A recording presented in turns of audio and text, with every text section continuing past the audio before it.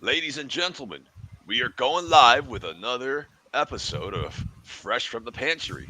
And today we have our special honored guest, Dheeraj Sam. Dheeraj, how are you? Hey, I'm doing good, Manny. How are you? It's been a really long time. I'm doing fantastic. It's great to be able to do a podcast with you. So we're just featuring we're just featuring artists, explorers, just cool people that that really want to push the boundaries of conventional thinking. I love having free spirits and free thinkers on this podcast. You spend enough time around normal people, you'll eventually go nuts. So I figured let's have some let's have people who are a little bit on the fringes of society, but a little bit more on the interesting side. So I think you definitely fit that profile. So a little bit Hey, about D-Raj. D-Raj is a philosopher. He is but he's also a successful Indian immigrant as well, working in the tech industry as a digital architect. So, D-Raj, can you tell the audience a little bit about what you do for work? oh yeah, for sure. Hi everyone. So my name is Dheeraj, and yeah, I am a front-end developer technically, but yes, I do UI architecture and stuff, and using languages like JavaScript Yep. and JS frameworks like React and other things. But yeah, I've So you been make so you building. make websites look good, pretty much. You could say that, but it's more than that. We actually build the usable, the interactable part of our the applications, so that humans can interact with computers. You know what I'm saying? By the way, in So, case anyone's wondering, uh, this is not a beer or anything. It's too early in the morning for that. That's just my morning cup of cold brew coffee. well, it's 6 o'clock, but I'm still drinking water. But cheers! This is the Indian authentic glass. That's how you get it over here. Cheers, brother. Do they drink a lot of tea in India? Yes, a lot of tea, but in general, Indians drink a lot of tea. But surprisingly, I don't drink tea.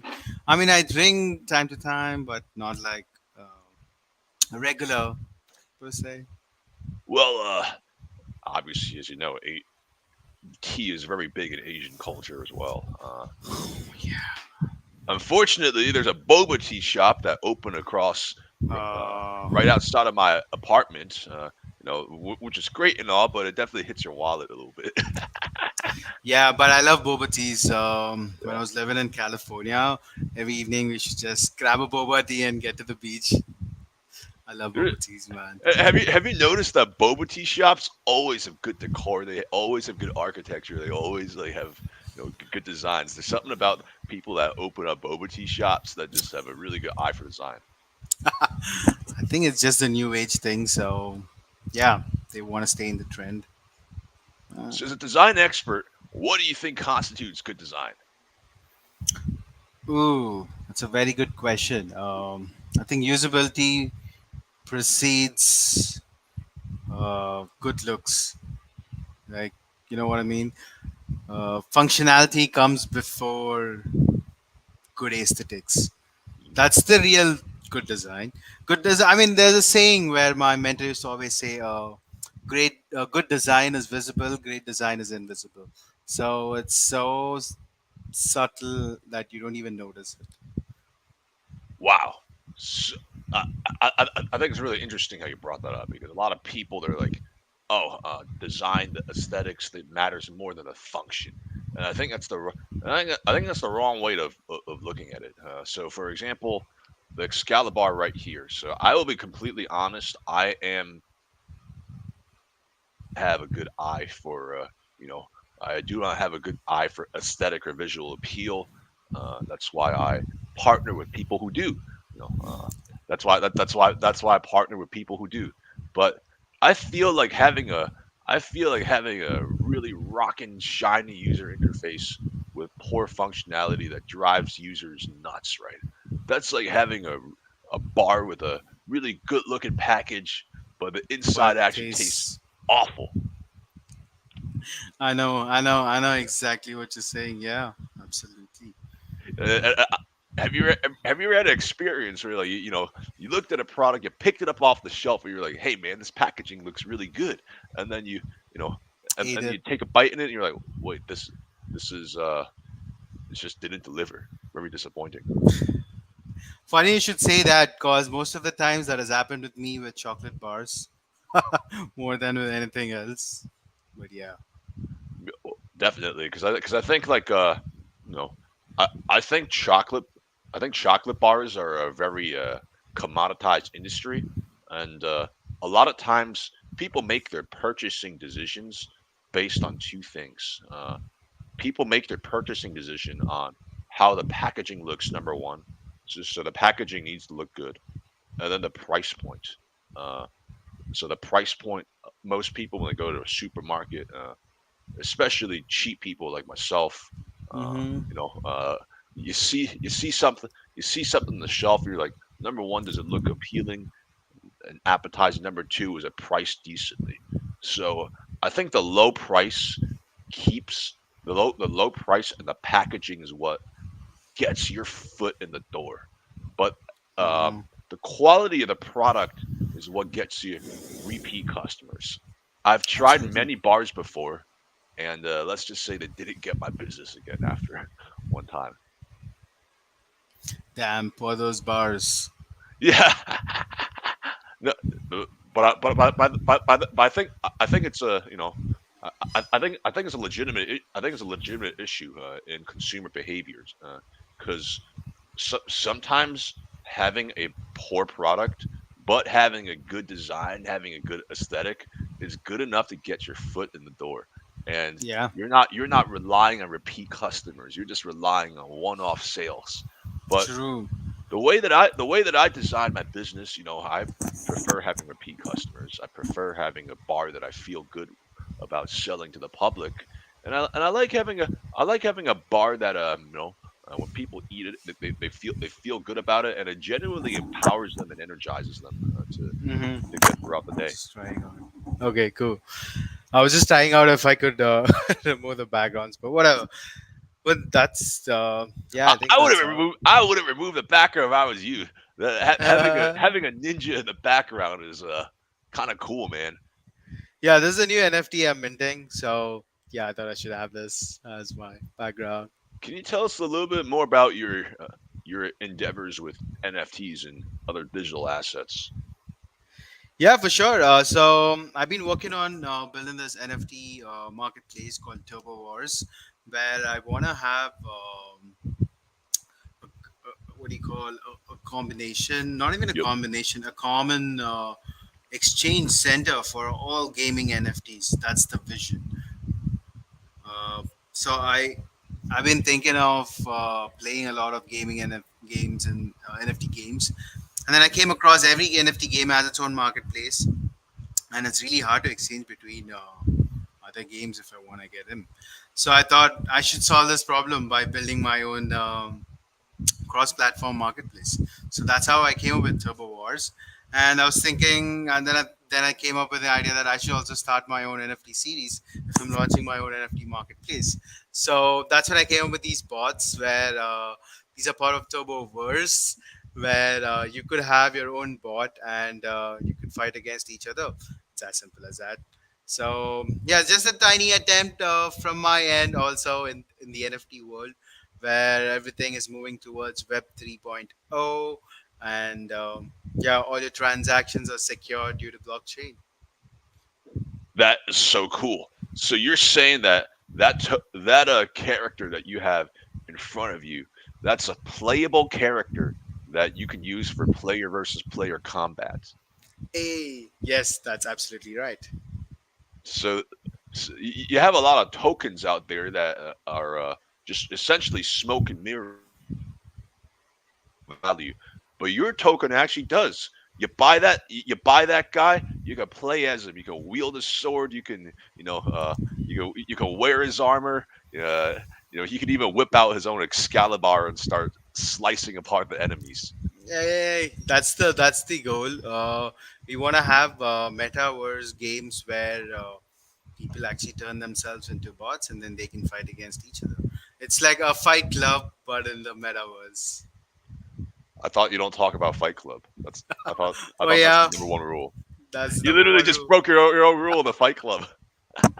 My bad. Yeah, but that's what it is. So it's still in the nascent stages, but yeah, we hope it sees great success. And how can people access this site? Do they just go to turbowars.com? Yep, that's the way to go access the website, and you can go ahead and create your own NFTs. And we've been using Polygon blockchain since that has very low transactions. Anyone can mint their own NFTs for hardly a cent, I guess. And yeah, you can also purchase the existing NFTs. And yes, that's where we're heading towards. Hopefully, we get a lot of NFTs. We have a lot of exciting plans in the future, which I don't want to reveal right away. But yeah, it's gonna take a while to get Please there. don't, because we all like surprises in this audience. You know, Absolutely. is there a mailing list that we can sign up to? Yes, you can go to the website turbowars.io and you have a mailing list at the bottom. You can go sign up and we will send you all the updates. Everyone, go to turbowars.com. Show some love for my good friend Dheeraj. Sign up for the updates, and stay tuned for the surprise because we're not going to spoil it right now. So I'm going to post your website in the chat, Awesome. just so people can see it and they can sign up. Uh, Yeah, I boom. can Is that the share correct the URL? turbowars.io, but I think turbowars.com should also redirect it there. So I Cool. guess you're fine. Can you show us a little bit of a preview?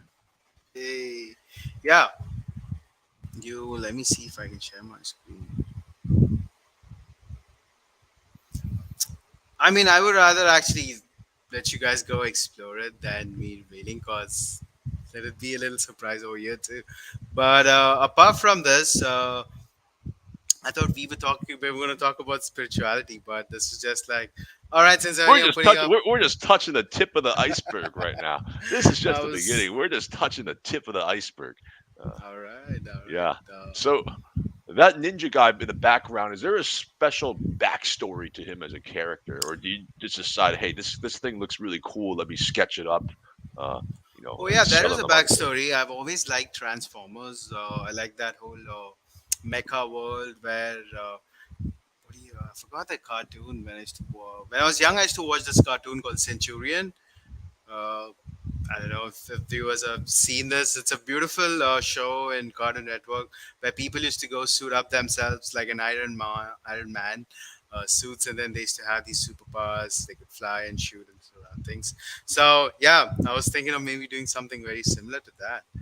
And I think there are a lot of games like Ready Player One, and then there's Real Steel, which have very similar concept. What is that? There's another movie called Surrogates, where there's Bruce Willis.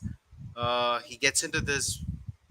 The, it's more of like an Oculus, but like a very huge Oculus where a person sits and he kind of shuts the door, and then he gets into this one magical world where he turns into a different human being altogether. What's your thoughts And on the Oculus, by the way? I am an Oculus owner, but I'm curious to hear what you that's the think about it. future. That's what I could say. I think it's still very young, but I yeah, I've think the always. Oculus is very immature in certain aspects Mm, of its product life cycle. So for example, I think the resolution leaves a lot to be desired. I also think I also think the way that motion is picked up and processed, the the camera angles can get a little bit awkward sometimes. But overall, I think it's definitely a step in the right direction, and I see a lot of great use cases both for recreational uses and also for enterprise uses as well. Like for example, I see a world one day where people where I'm talking about leading Fortune 500s. Uh, they realize that renting mhm. office space is really expensive, so they give people probably in 5-10 years they won't be those big big goggles anymore. they might even be glasses, and then you can get and then you can get augmented reality. Uh, Like yeah, that's what I keep wondering. How come Google Glass never took off? I think it it's was a shame. way too ahead for its, I don't know, for its market. I think it's not just way too ahead of its time.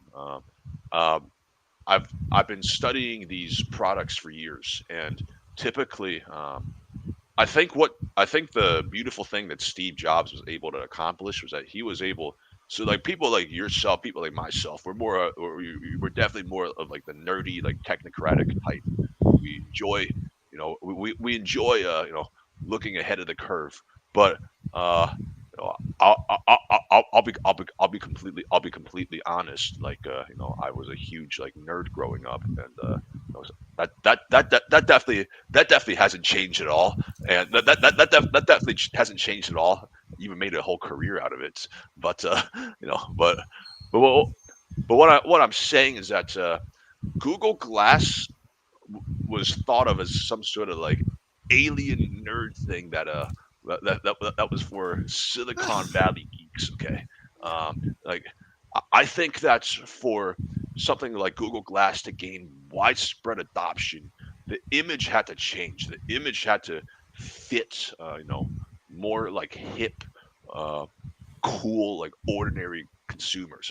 I'm not saying that you and I aren't cool. Okay, I consider you a very cool human being. And Oh no, I think the only reason I didn't get Google Glass was because it was expensive for me at that time. But I didn't get in my hands on it. My office owned one of them because they were experimenting, and I tried it out for a couple of days and then I returned them back. But it was really cool. But I don't know, it was too small to strain your eyes I think the throughout the day. field of vision is also another factor as well. Yeah, yeah. But I had So, an idea. What if you could have? I was thinking, what if I had a helmet? For because in India you drive bikes all over the place. It's not like in US where there are very few people who have bikes. But I was wondering, like, what if you could do that on a helmet because you have this whole vision, and you could like show the directions and show where your friends are at. Yeah, maybe you could have done so something. kind of like a helmet with like cameras on the side, so that Yeah. now instead of seeing actually the human the human visual field is actually a little bit under 180 degrees. It's not perfectly 180 because the sides, your peripheral vision is actually incredibly weak, and it's kind of funny because your brain literally, your brain literally fills in the gaps on your blind spots. Uh, so our human peripheral vision is already like pretty weak, um, and man, that idea of having 360-degree vision from a helmet is pretty freaking cool, man. Yeah, maybe if they would have done that, there would have been some success in India. But yeah, I think it's an expensive affair. You got to do a lot of research to build such products. Yeah, I, I definitely think so, and the price the price point also needs to drop a little bit more until mainstream adoption as well. Um, the Oculus is fairly affordable. I would say that Google Glass. How much was Google Glass again back in the day? I don't know. I think it was like $1,200. Yeah, that was way too much for me when it came out. I was I think it was like what 2005, 2015, something. that was definitely way too much back then. So I want to talk a little bit about spirituality, and philosophy as Yeah, well. yeah. I really this is actually a topic that I find very important, and it's oftentimes ignored in today's world because people are always chasing the next big material material possession. I don't think that's the way to happiness. What do you define as happiness, man? How do you think humans should pursue happiness? Well, this is what my CEO answered, and I really like the way he told us. He said, "You following dharma and you doing what you really like doing. They just go together, hand in hand. That's pretty much happiness." That is deep and profound. Yeah, especially right. for especially for 8:38 in the morning. Yeah. So if you could just do what you really love, and that follows into the path of actually being good for it, the greater good for everyone in the world, I think that's where you should be. That's where everyone should be doing. I actually wholeheartedly agree with you. One of my mentors taught me, when you're working, when you're in your professional life, don't fall in love with a particular organization or a company, but fall in love with a job. Uh, you know, That's uh, true. pick a because companies come and go, but your skill set, your passion for for making a change and making your dent on the universe, that's something that's something that should stay with you. And there's really nothing better than getting paid to learn and getting paid to do the stuff that really gets You you really going in the love. morning. And my colleagues are always like, wait, why are you like always so like enthusiastic like in the morning, especially at 9 a.m. or 8 a.m. or sometimes even 7. I always tell them, hey man, I like what I do, happy to be here. That's the way to go. That's how we roll. And they actually have done studies before. And all the studies have said that you know what the one of the biggest correlators of professional success is actually happiness and satisfaction in life. Uh, because if you're constantly energized, if you're happy, if you feel like if you feel like you have a reason to get up in the morning, um, you know that actually positively translates and correlates to superior performance in the professional world as well. So, Yep. so what motivates you to get up in the morning, man? What motivates you to get up in the morning?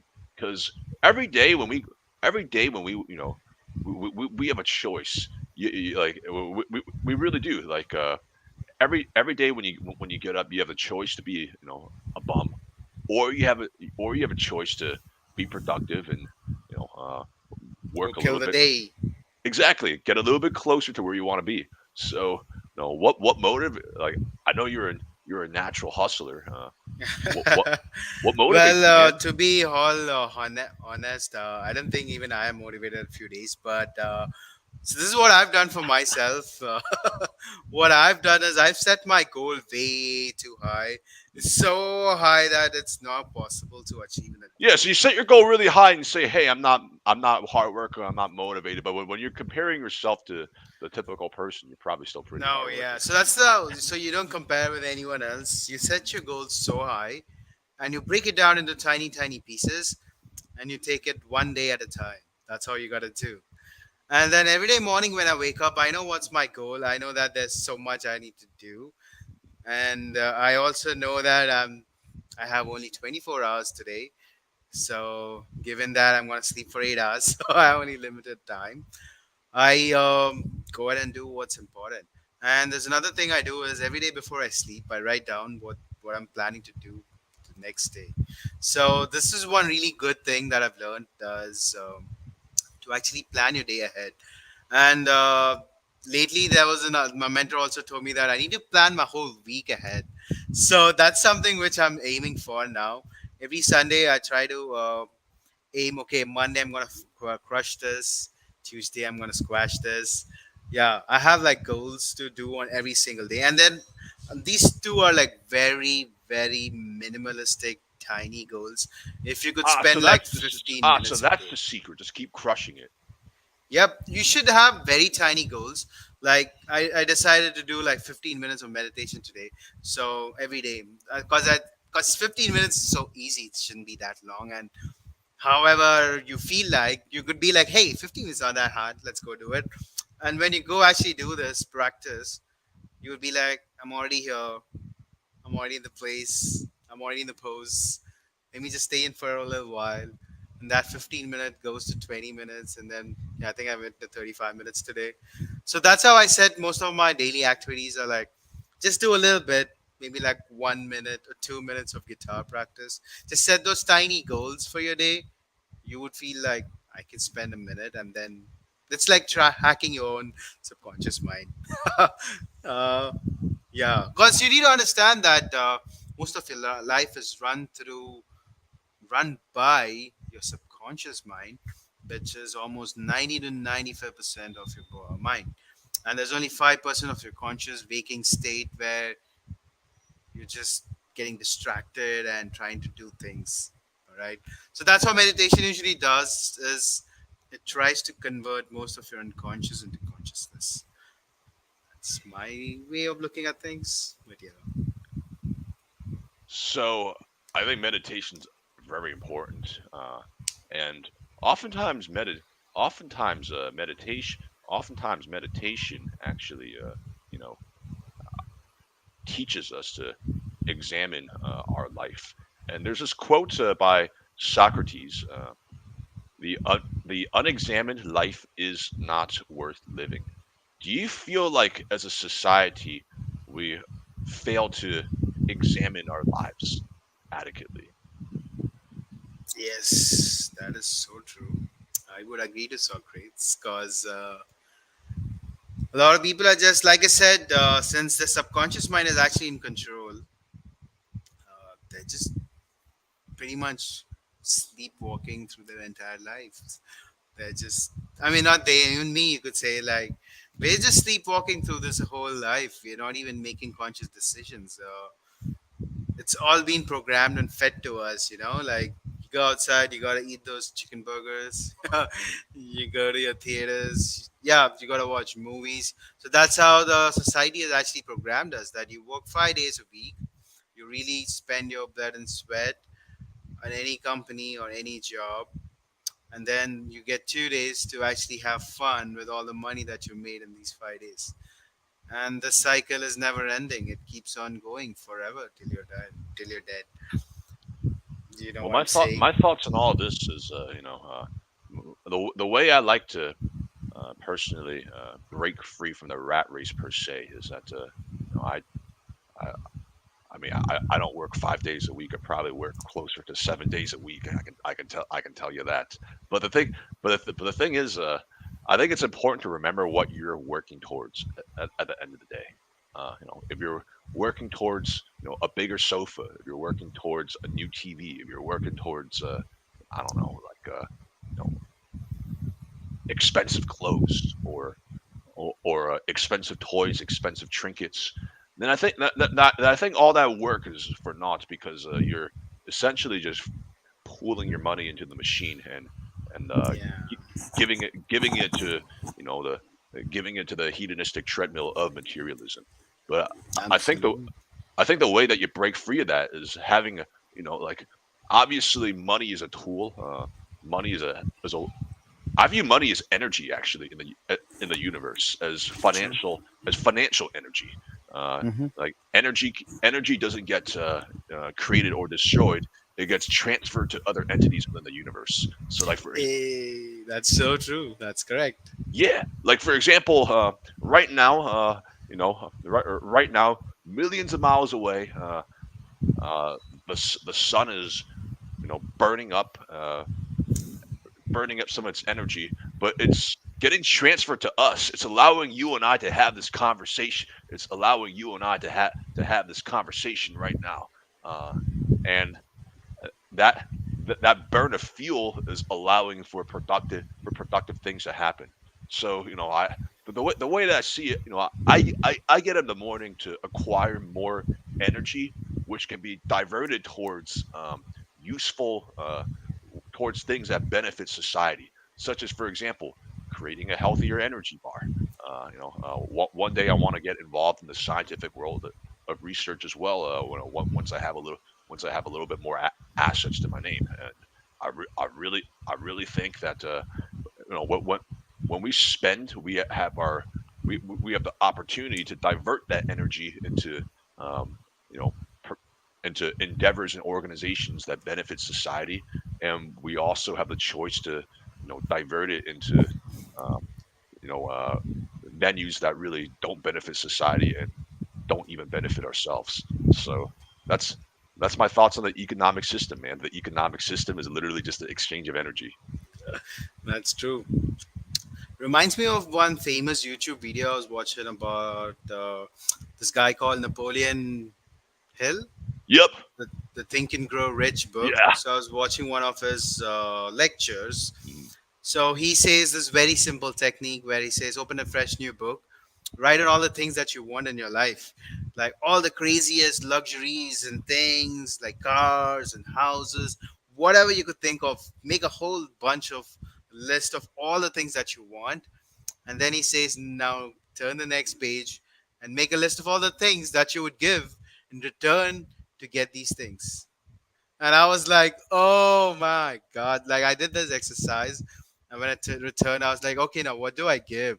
What do I actually have to give to get all these things? What would you give, Manny? Like, if there was this question asked to you What would for you all the give to things acquire the things that you want? that you desire? Yes. That's a really good question. I love that question because you know once again going back to our whole analogy about an energy exchange, the economic system being an energy exchange. You know, I definitely think that you know you def I definitely think you have to exchange an adequate amount of energy to get the items that you want. So Yeah. number one, there's a few things that I do to get the thing to get the things that I want in life. Number one, I think I'm a huge believer in taking pride in your work.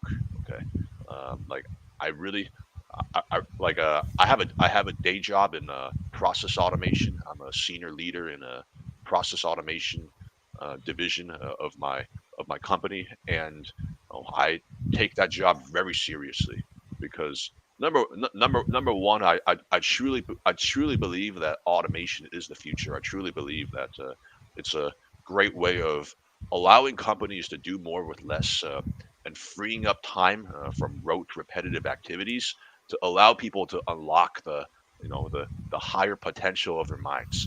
There's a lot there's a lot more there's a lot more fulfilling things that someone can do by than I don't know, punching numbers in a spreadsheet. And you have some, and oftentimes you have some very talented people who know the ins and outs, all the processes, and also have a wealth of financial knowledge. You have them doing rote, repetitive tasks, and if you can, if you can free up some of their time and redeploy their time into more analytical, forward-looking work, uh, well, that's a win. That's a win for the firm, and that's a win for myself as well.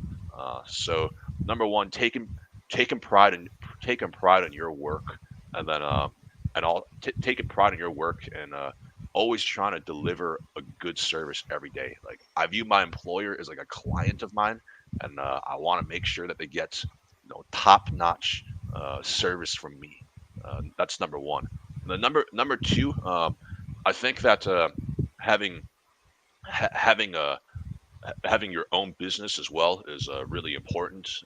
I believe that you know I, once again, as I was saying, I like getting paid to learn. I picked my industry because I knew that there was some things that I wanted to learn, which would make me a more effective entrepreneur. So I, I I always put myself in win-win situations. Okay, like where it benefits me and it benefits the other party. So I'm getting paid to learn skills that can benefit my own business as well. Such as being able to design more robust processes, being able to automate repetitive work because we're a lean startup. We only have three guys, including me. If you can have bots doing some of the work, that's a big lift off of our shoulders. So my side business is another way that allows me to pursue the things that I want.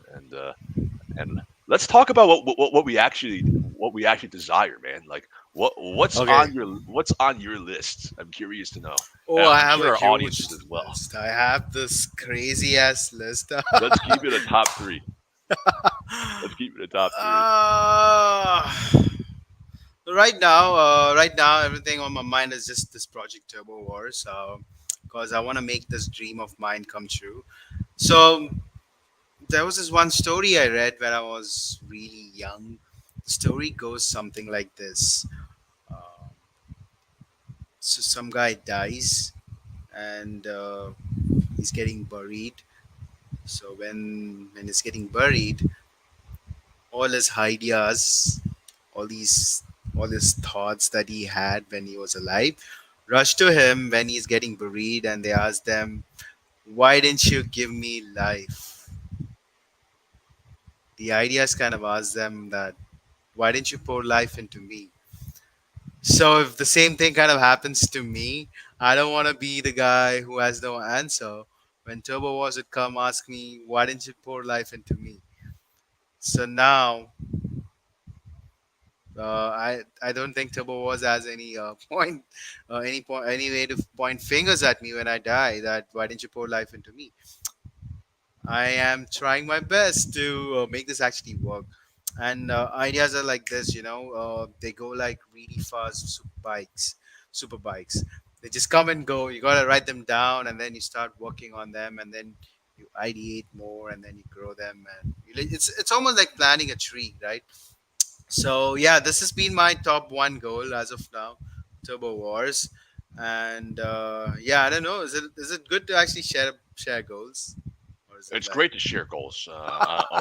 It's fantastic to share goals, and I really hate this notion that like people are going to steal your not ideas and steal all ideas, but then I don't want to which jinx is it by telling it to others. the reason why the reason why like I've had many people pitch ideas to me in the past, and they always say, "Hey man, this is a top secret idea, man. You got to sign this NDA." And I'm like, "Okay, so first of all, I don't want to hear your idea anymore because if your idea because number one, if you're not willing to share the idea with the world and have it get ripped apart by people, then you probably shouldn't be in business because what because if your idea was so special, it was so secret, right? Uh, when you go into markets, other people are going to know your idea as Oh well, and yeah, other people will be able to imitate it as well. You need to be confident that you can do a better job than other people.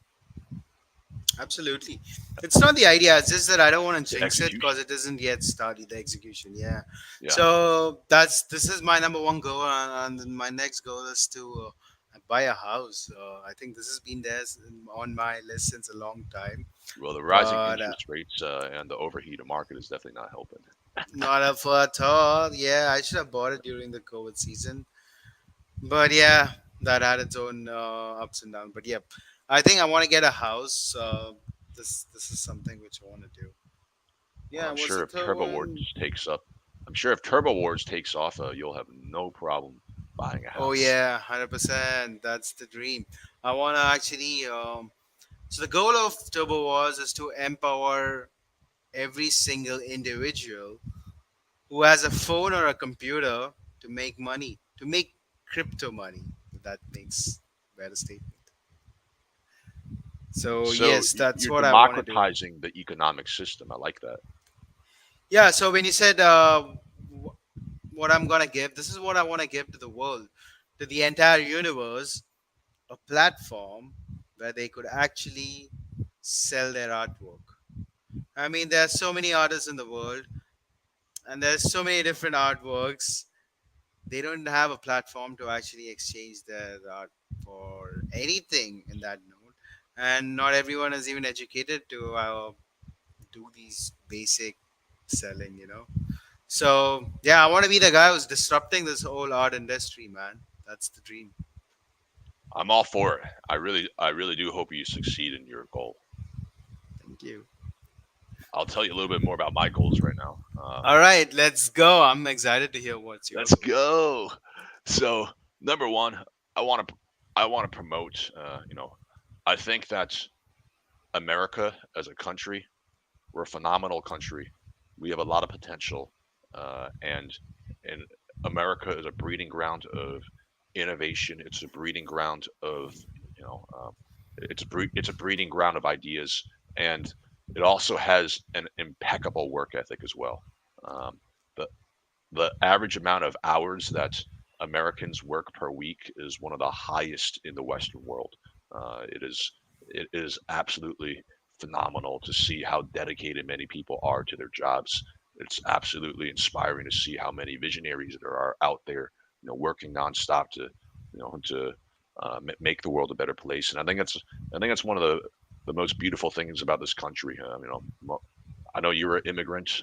My parents were immigrants as well, and then it's truly a place where you can become whoever you want to be, as long as you're willing to put in the work. But I think that our food industry has essentially been taken over by people whose interests and your well-being. So I want to one thing that I want to do is that I want to promote a healthier lifestyle through um, better, more nutritious food. Number one, because I view the human body as a meshwork of Yo. machinery. I view the human body as a meshwork of machinery, and you know, um, very similar to how a machine works.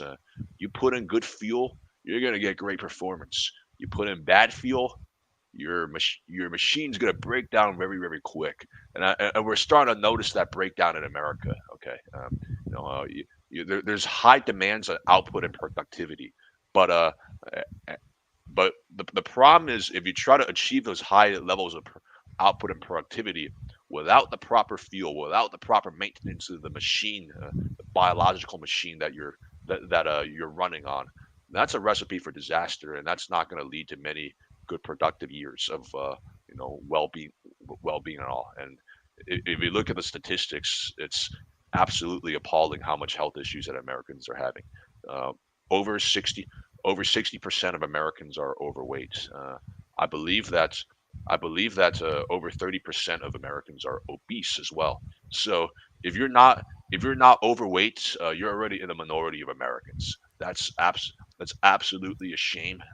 And you know, our society is definitely our society is definitely downplaying the negative health impacts of an unhealthy lifestyle. I'm all for body acceptance. I'm all for accepting who you are as a person. But I think that uh, I, I, I I think that I don't care that it's politically incorrect to point out that being overweight is just not good for you. It's not. The risk of coronary heart disease, the risk of diabetes, significantly goes up when you're past a healthy weight. So that's number one. And also exercise as well. Most people are sedentary. They're watching many hours of television every day. They're hunched over at their desks, in front of the laptop. They're not getting around, moving around, and movement's essential for good health. So if I can encourage someone, just from this podcast to eat better, To go exercise. and like not even strenuous exercise. All you got to do is get off of your chair and like walk around a block a few times a day. That's already a step in the right direction. Even if you don't eat my energy bars, that's totally fine. There's other healthy things that you can eat, and if I can encourage people to eat better and walk more, I, I'll feel very happy because that will also allow society to become more productive to unlock the next level of creativity and achievement. So that's the number one thing that I want. And number two, I also want to extend the human lifespan. I think that 80, 90 years on this planet, if you're lucky, is simply not enough time to understand the mysteries of the universe. I have this saying that I'm a part of the universe trying to understand itself a little bit better every day when I wake up, man. Like I want to spend more time observing the universe. I want to spend more time understanding it. 80, 90 years simply isn't enough. So I one of my goals is to become you know one of my goals is to acquire a good amount of energy, as we were talking about earlier, so we can redeploy it towards longevity research. And Absolutely. having a successful startup is you know a prerequisite step to getting there. And I know I'm probably 2 decades off, but No, I think I'll tell you what. So there was this time where I was switching between companies. So I had this whole time for myself. And every day in the IT world, there's a stand up. So there's this meeting called stand up. There's regular the meetings. agile stand-ups. Yep. Exactly. So in the agile stand up, you usually have three things to say. One is What have you done yesterday? What are you gonna do today? And what do you plan to And do tomorrow? yeah, what are you doing today? What are you gonna do tomorrow? And what are your What's blockers? blocking as well? Yep, Yeah. the blockers. So essentially, you gotta tell them what you did last 8 hours, like 8 hours of the official work timing. So since I did not have a job, I used to wonder like, okay, I still want to do something because I just can't do nothing. So I was thinking, all right, I got 8 hours. Let me put them for good use. Let me see what I can do out of them. So I was thinking, how do I divide them? So this is how I decided that I wanted to give 2 hours for mind, 2 hours for body, 2 hours for something that you really love doing. That's actually soul work, and then the rest 2 hours fun. Have fun. Okay. So that's when I came up with this whole idea that you gotta give one at least an hour for meditation. But what happens? That's how I like to give exercise my mind is through meditation. You could either read books if you don't like meditation, or yeah, man, skill exercise your brain through anything you could do. Maybe do a yoga or something. Yoga is actually good because it works on your body and mind together at the same time. But yeah, so that's how I was actually working out my mind by meditating for an hour, but it actually takes a lot of time to get to that sweet spot of meditation, so almost takes like 45 minutes just to get there. So yeah, so that's how like 2 hours should be fine. Another 2 hours is what I set up for exercising, but yeah, it was usually like 1 hour 45 minutes of gym, or you either go do some exercise, you do swimming, or you go play tennis, something of that sort. I used to do that. And then the rest 2 hours, I used to either play guitar, or learn how to play guitar or paint stuff randomly. And then the rest 2 hours was just for fun, and I used to do whatever I felt like doing. Maybe Netflix, maybe cook some food, help my mom, talk to my parents, family, yada yada yada. Yeah, but that I was not love a how bad. structured and productive your life is. But that's not a bad plan. That's what I'm saying. Like if you could actually do these in your real life, even if you do not become successful at building a startup, I And you think you still would live a still good be life. happy. Yeah. Yes, you said about happiness, right? That's where happiness is, because you have a purpose in life, you're walking towards it, right? And you're also taking a good care of your own body. This Because this whole body is a gift, right? It's not something, there's something which you've lent from this universe or the mother earth. Or It the is something simulation. you gotta give it back to the matrix. If We that's all how you return call to it. the source at the end. Yeah. So if you don't take good care of your own self, who's gonna take care of So the simulation theory is a very popular theory that's been floating around the internet. I've actually been, I've actually been been questioning the nature of, of all of this reality many years ago. I think probably when I was around, I think I was around like 10 at the time. I saw The Matrix for the first time, and I was like, "Wow, man! What if all of this is a simulation?" What are your thoughts on the simulation theory? it? I think that's true. This whole life is a simulation, and we we think we are the car, but we are just the driver and the car. So we think we're all that is body, the vehicle, but we're actually the soul that's driving this vehicle. The consciousness that's driving this vehicle. Maybe that's a better way of putting it out. What I think is really interesting is that if you break down the universe into elementary particles, it really is reminiscent of bits on a computer, and because ultimately, uh, ultimately our existence is not infinitely divisible. It's at least to our current knowledge, it's finitely divisible, and then and because of the because of the finitely divisible nature, that definitely points that definitely lends a little bit of credence towards the simulation theory. But what I find really interesting is that the speed of light has a limit, and I've always thought that could be the rendering limit, or the speed in which the universe is able to render information, like kind of like the processing speed of the universe. because light ultimately is just the transmittal of information. Yeah, that part always it's kind of interesting to me. How come the speed of light never? Yeah, there's nothing that could go faster than the speed of light. Maybe that's the breaking point for this universe. Maybe if we go faster by like 1 kilometer per hour, then you unlock all the secrets. And then you break it, I guess. I guess the universe will break down. Well, please don't break the universe. I kind of enjoy my life right now. But it's anyhow fake, as per the movie Matrix. Now, do you think that let's say tomorrow you found out that the universe was all a hologram or some sort of change the way that you live your life, assuming that everything else was static. I don't know what you're saying. So if the whole world is, Yeah, st- let's say let's say you watched The Matrix before.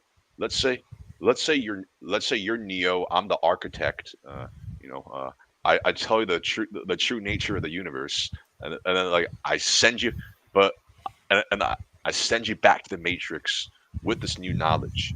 Do you think that would do you think that would change the way that you live life? oh yeah, 100%. Then I would focus on what really matters to me instead of focusing on things that are very temporary. Man, that's profound. That I mean, you actually made me think this way. That is true. That's my job. My job is to ask you, you know, challenging questions so that our audience who's listening right now can get the most out of this. Yep, yep. That's so deep, actually. Because if that is what it is, I mean, it is that. And I think we usually humans try to focus on petty things which do not matter in the long run. Give me an example of petty things versus like important things. I think petty things like, I don't know, something silly that you nudge with your sister or brother. He ate another loaf of bread, or he got the bigger piece of the chocolate, things like that. I guess that would be one of the, what do you call, petty things. But if you look at the bigger things in picture, like, I don't know, meditating every day. This is gonna help you actually create a habit, or working out every day, which is also gonna be beneficial in the long run. Your body's always gonna stay young, or maybe turning into vegan because you're not giving lots of efforts for your body to digest food. Yeah, I think I think these are the important things than squabbling over materialistic things, I guess. Like getting a new watch, planning to buy expensive cars which do not even matter because who may trying to show off. I mean, if you're happy with whatever car you drive, then I think it shouldn't matter much. Don't you think Yeah, so? man. I Yeah. I wholeheartedly agree. For me, the things that the way I see it, the things that don't matter, I think that a lot of people concern themselves with the journey that uh, I think gossip is Yeah. definitely a huge waste of time. It sucks up a lot of energy out of people. That's why I don't participate in it. I don't indulge in it. When people tell me gossip, it simply goes in one ear and goes out the other. No, I think that words can be used to put other people down, and they can also be used to lift other people up. So I think the thing that matters is, hey man, what you're doing, is it lifting other people up, or is it putting other people down? And I'll give you an example. Like for example, uh, I think the internet is a huge cesspool of toxicity sometimes. So you know, there's this whole, and people fail to see nuance anymore. Uh, People fail to see nuance, and I'll give you an example. There's a there was a prominent subreddit where they literally posted pictures of fat people, and then people started like making fun of them. I thought that's one of the most like scummiest subreddits that I've ever seen in my life.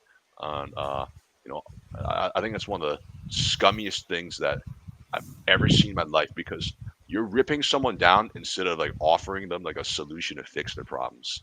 And Yeah. that's also always been like a guiding like principle of the way that I live life. Like it shouldn't be problem.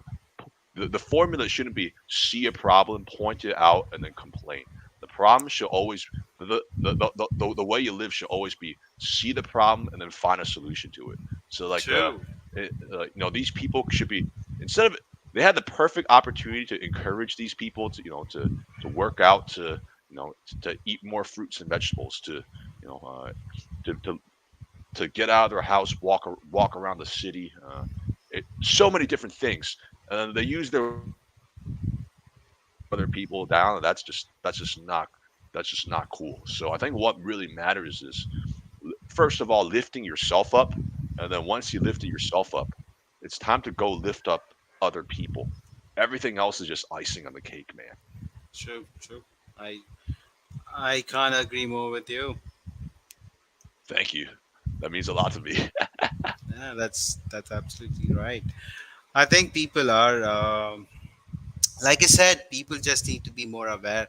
And if you ask me what is right, what is wrong, Mhm. if you are aware, even if you're doing something wrong, like but you're aware that you're smoking or you're doing something which you're not meant to be do, but you're aware, I think that's right.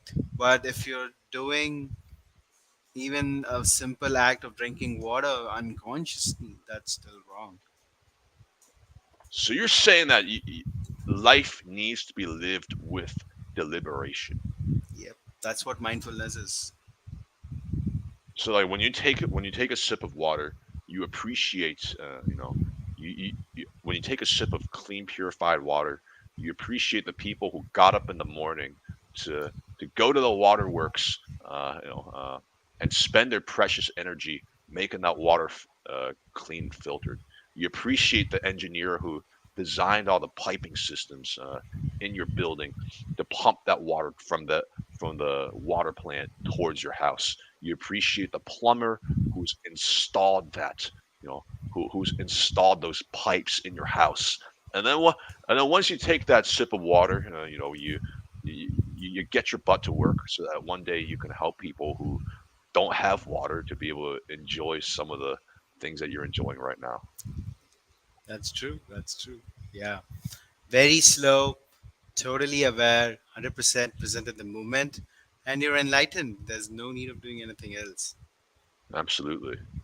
Well, friends, we are utterly honored to have our guest Dheeraj share his wisdom with us today. I really enjoyed our Oh yeah, I conversation. forgot to talk about my book. If you're really interested to learn more Let's about what let's talk. Let's talk more about.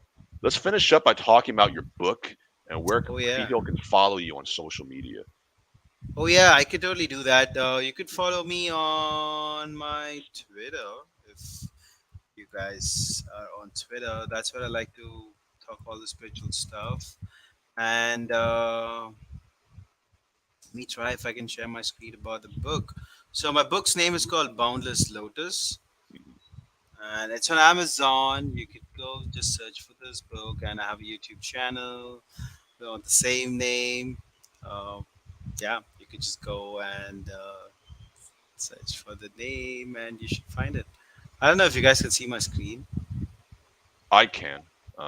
We're gonna add this to the stream.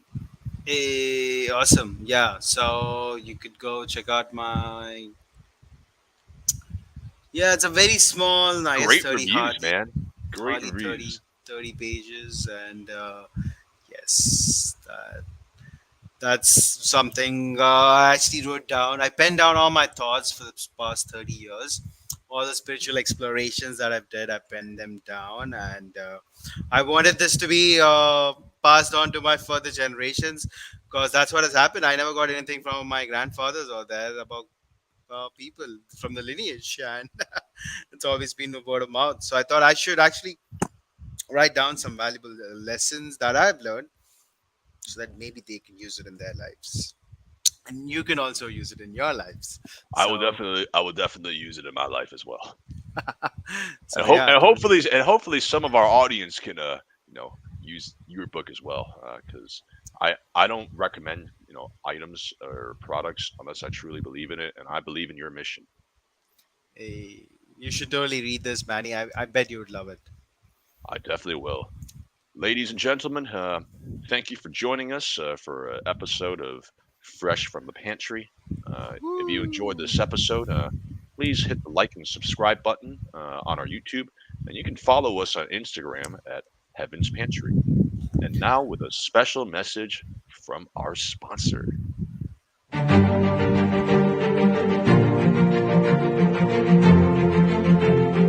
What kind of bars are you putting in your body? Are you putting in bars with weird preservatives? A lot of added sugars? Garbage ingredients? Well, we have a solution for all of your problems. Check out the Chicago California available on Amazon. So this QR code is going to take you to our Amazon page. Just scan with your smartphone and you are all set to go. Ladies and gentlemen, this is Manny, Heaven's Pantry. This is Dheeraj. We are now signing off. Take care, guys.